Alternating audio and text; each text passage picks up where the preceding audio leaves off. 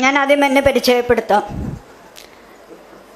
ഭരണകൂട ഭീകരതയ്ക്ക് ഇരയായ മുൻ പോപ്പുലർ ഫ്രണ്ട് ദേശീയ സെക്രട്ടറി നസറുദ്ദീൻ എളമരത്തിൻ്റെ മകളാണ് ഞാൻ. ഈ ഒരു പരിപാടിയിൽ എനിക്ക് അവസരം നൽകിയ വിമൺ ജസ്റ്റിസ് മൂവ്മെൻറ്റ് ഭാരവാഹികൾക്ക് ഞാൻ ഈ സന്ദർഭത്തിൽ എൻ്റെ കടപ്പാട് അറിയിക്കുന്നു. ഈ ഒരു പരിപാടിയിലേക്ക് എന്നെ ക്ഷണിച്ചത് ഞാൻ എൻ്റെ പിതാവുമായി പങ്കുവച്ചു. തീഹാർ ജയിലിൽ നിന്ന് അദ്ദേഹം നിങ്ങൾക്കെല്ലാവർക്കും ഒരായിരം ഹൃദയം നിറഞ്ഞ അഭിവാദ്യങ്ങൾ അറിയിച്ചിരിക്കുന്നു. അസ്സലാമു അലൈക്കും വറഹ്മത്തുള്ളാഹി. 2 മാസവും 2 ദിവസവും കൂടെ കഴിഞ്ഞാൽ എൻ്റെ പിതാവും അദ്ദേഹത്തോടൊപ്പമുള്ള സഹപ്രവർത്തകരും ജയിൽവാസം വഹിക്കാൻ തുടങ്ങിയിട്ട് 2 വർഷം പൂർത്തിയാകുകയാണ്. ഈ ഒരു 2 വർഷത്തിനിടയിൽ ഇങ്ങനെയൊരു ജയിൽ കഴിയുന്ന അവരുടെ കുടുംബങ്ങൾക്ക് ഒരു പൊതുവേദിയിൽ അവരുടെ വേദനകളും വികാരങ്ങളും പങ്കുവെക്കാൻ ഒരവസരം ആദ്യമായാണ് ലഭിക്കുന്നത്. അതിന് ഈ വുമൺ ജസ്റ്റിസിൻ്റെ നേതാക്കൾക്ക് ഞാൻ അഭിവാദ്യങ്ങൾ അറിയിക്കുന്നു. ഇത് നാളെ ഇന്ത്യയിൽ ഒരു മാതൃകയാകട്ടെ എന്നും കൂടെ ഞാൻ ആഗ്രഹിക്കുന്നു. നമുക്കറിയാം, ഇന്ത്യയിലെ സമര പോരാട്ടങ്ങൾ എടുത്തു നോക്കിയാൽ സ്ത്രീകളാണ് എന്നും മുൻപന്തിയിലുള്ളത്. സ്ത്രീകളുടെ ചലനത്തിലാണ് എല്ലാ ലക്ഷ്യങ്ങളിലും എത്തിച്ചേരാൻ കഴിയുന്നത്.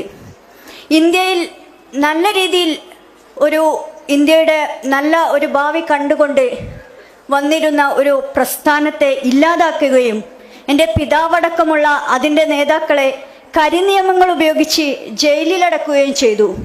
നമ്മൾ ആലോചിച്ചിട്ടുണ്ടോ എന്തുകൊണ്ടാണ് ഇതെന്ന്? 1908 മധ്യം മുതലാണ് ഇന്ത്യയിൽ ഹിന്ദു രാഷ്ട്രം വരാൻ തുടങ്ങിയത്. ഭയവും വിദ്വേഷവുമാണ് അവർ വിതച്ചിരുന്നത്. 35 വർഷങ്ങൾക്ക് മുമ്പ് ഇന്ന് ജയിലിൽ കഴിയുന്ന നേതാക്കൾ കൃത്യമായി പറഞ്ഞിരുന്നു ഫാസിസ്റ്റ് ഭാവിയിൽ എന്തെല്ലാം അപകടങ്ങൾ ഉണ്ടാക്കുമെന്ന്. അവർ സമൂഹത്തിൻ്റെ അവർക്ക് ചെയ്യാനുള്ള ഉത്തരവാദിത്തങ്ങളും കടപ്പാടുകളും എന്താണെന്ന് അവർക്ക് ശരിക്കുള്ളൊരു കാഴ്ചപ്പാടുണ്ടായിരുന്നു. അതുകൊണ്ട് തന്നെയാണ് അവർ ഇന്ന് ജയിലിൽ കഴിയുന്നത്. അവരൊന്ന് കണ്ണടച്ചിരുന്നെങ്കിൽ, ഒന്ന് ഒതുങ്ങിക്കെട്ടി കൊടുത്തിരുന്നെങ്കിൽ അവർ ഇന്ന് ജയിലിൽ കിടക്കില്ലായിരുന്നു, ഞാനിവിടെ വന്ന് നിൽക്കില്ലായിരുന്നു. നിങ്ങൾ ആലോചിക്കണം, രോഗിയായ ഈ അബൂബക്കർ സാഹിബ്, പ്രൊഫസർ കോയ സാഹിബ്, 70 വയസ്സ് പിന്നിട്ട EM അബ്ദുറഹ്മാൻ സാഹിബ്, ഇവരെല്ലാം 2 വർഷമായി ജയിലിൽ കിടക്കുകയാണ്. ജാമ്യം പോലും നിഷേധിച്ചിരിക്കുന്നു. എന്നിട്ട് പോലും ഇവിടെ ആരും ഇതിനെതിരെ വരുന്നില്ല.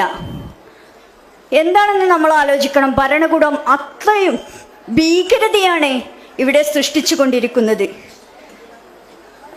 ജയിലിൽ കഴിഞ്ഞിരുന്ന നമുക്കറിയാം, ക്രിസ്ത്യൻ പുരോഹിതൻ ജയിലിൽ മരിച്ച സംഭവങ്ങൾ ഞാൻ കൂടുതലായിട്ടൊന്നും പോകുന്നില്ല.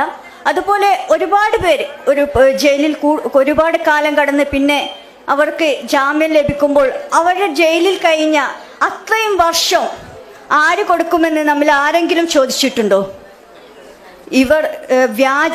ഭരണകൂടം വ്യാജ രേഖകളും അതുപോലെ തന്നെ വ്യാജ കേസുകളും ഉണ്ടാക്കി മാധ്യമങ്ങളെ കൂട്ടുപിടിച്ചുകൊണ്ടാണ് അവരവരുടെ ന്യായീകരണം പറയുന്നത്. എനിക്കെൻ്റെ സഹോദരിമാരോട് പറയാനുള്ളത്, നമ്മിൽ വരുന്നില്ലല്ലോ, ഇത് അവർക്കല്ലേ എന്ന് വിചാരിച്ച് മാറി നിൽക്കാതെ പ്രതികരിക്കാനുള്ള നമ്മുടെ ഉത്തരവാദിത്വം കാണിക്കുകയും നമ്മൾ ഫാസിസത്തിനെതിരെ നന്നായിട്ട് പൊരുതുകയും ചെയ്യണമെന്നാണ് നിങ്ങൾക്ക് ഒരിക്കൽ കൂടെ അഭിവാദ്യങ്ങൾ അർപ്പിച്ചുകൊണ്ട് ഞാൻ നിർത്തുന്നു. അസ്സലാമു അലൈക്കും.